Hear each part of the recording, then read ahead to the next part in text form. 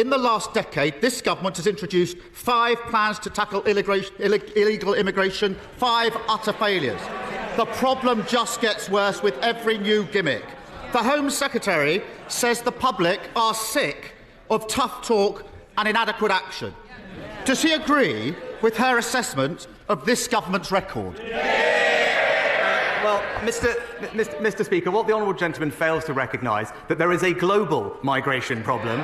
We are not alone in facing these challenges, and it is precisely because that across Europe the numbers escalating to the extent they are, we have brought forward new plans because we are determined, Mr. Speaker, to ensure that this remains a compassionate and generous country, that is done fairly and legally.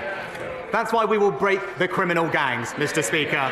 We've announced new agreements with Albania and France, tougher immigration enforcement, and now new legislation that makes it clear that if you come here illegally, you will be detained and swiftly removed. But, Mr. Speaker, what we haven't heard is the honourable gentleman's plan. We know what it is. It's open-door immigration and unlimited asylum. Whilst he may be on the side of the people smugglers, we're on the side of the British people. Mr. Speaker, if he was serious about stopping the boats, he'd actually steal our plan on stopping the boats, smash the gangs, sort out the returns and clean up the utter mess. Mr. Speaker. I'm going to hear this and nobody's going to... I wouldn't if I were you. I think we've heard enough. I want to hear the questions and the answers, and it won't be interrupted. Yes, Sam. Mr. Speaker, nobody on this side of the House wants open borders. On that side, they've lost control of the borders. Now, he's promised the country that this bill will stop all small boat crossings. No ifs, no buts. Sounds like more talk. So, in the interest of adequate action, when will he achieve that? Well, Mr. Speaker, Mr. Speaker, we'll be implementing this plan as soon as we can pass it through Parliament. So I look forward to the honourable gentleman's support. But the reality is, Mr. Speaker, on this issue, the honourable gentleman has been on the wrong side of this. Prime Minister, Mr. Stafford, if you don't want to hear him, you can go and have a good cup of tea, nice and strong, I suspect. But I will hear him, Prime Minister. Mr. Speaker, the honourable gentleman has been on the wrong side of this issue his entire career. He described all immigration law as racist. He said it was a mistake to control immigration. And he has never, ever voted for tougher asylum laws. It is clear, Mr. Speaker, while he's in hock to the open border activists, we're on the side of the British people. Mr. Speaker, when I was in charge of prosecutions, I extradited countless rapists, and the conviction rate for people smuggling was twice what it is today. I voted against his legislation last time because I said it wouldn't work. Since it became law, the numbers have gone up. He's proved me right. He should be apologising, not gloating. The Prime Minister says they will detain people who aren't eligible to claim asylum here and then return them. Well, they already tried that under the last legislation. Last year, 18,000 people were deemed ineligible to apply for asylum. That's the easy bit, the talk. But as for the action, Prime Minister, how many of them have actually been returned? Mr. Speaker, as a result of the plans we brought forward, we have almost doubled the number of people returned this year. But he talked about laws. He talked about. I think the front bench needs to be a little quieter because I want to hear, and I don't need you joining in. Our constituents want to hear the importance of Prime Minister's questions, both the questions and the answers. Show our constituents the respect they're due. Come on, Prime Minister. Mr. Speaker, he asked about arrests, he asked about our laws. Actually, when I was in Dover yesterday talking to our law enforcement officials, what did they tell me? Precisely because of the law that the Conservative government passed last year, they have now been able to arrest more than double the number of people they did before.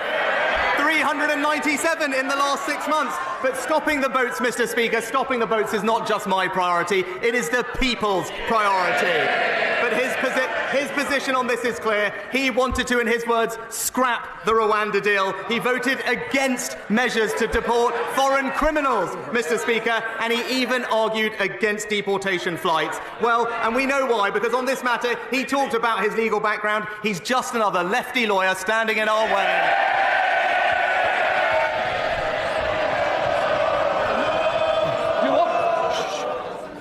We'll continue. When you keep shouting, it prolongs, and some of you are trying to catch my eye. When you're disappointed, I don't want any complaints. Let's get through these questions so we might get some backbenching.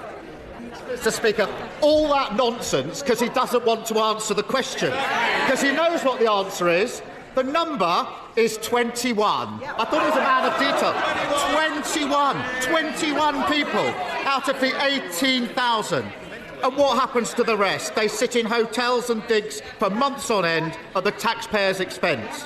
Last year, he promised to end the hotel farce. That's the talk. But because of his mess, there are thousands of people who can't claim asylum and can't be returned. So where does he actually think they're going to end up? Mr. Speaker, he talks about the pressure on our asylum system. Right? We've actually got a clear plan to stop people coming here in the first place. Mr. Speaker, Labour have absolutely no plan on this issue because they simply don't want to tackle the problem. We introduced tougher sentences for people smugglers. They opposed it. We signed a deal with Rwanda. They opposed it. We are deporting foreign offenders as we speak. They oppose it. Hold on. I'm going to say to the member from Hull, save that good voice in the rugby match. You might be able to join Mr Stafford over that strong cup of tea, Prime Minister.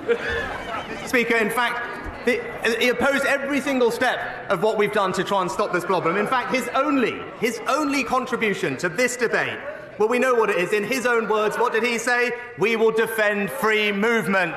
That's the Labour Party for you, Mr. Speaker. Mr. Speaker, he stood there last year saying exactly the same thing. We said it wouldn't work. They passed the law. The numbers went up. Absolutely deluded. He can't say where they'll return people because they spent 140 million on Rwanda and it doesn't work. They can't say how they'll return people because this bill doesn't come with a single new return agreement. And they can't say when they'll fix the mess because it's more talk, more gimmicks, more promises to be broken. Now, a few months ago, I put to him that of the people who arrived on small boats, only 4% had been processed.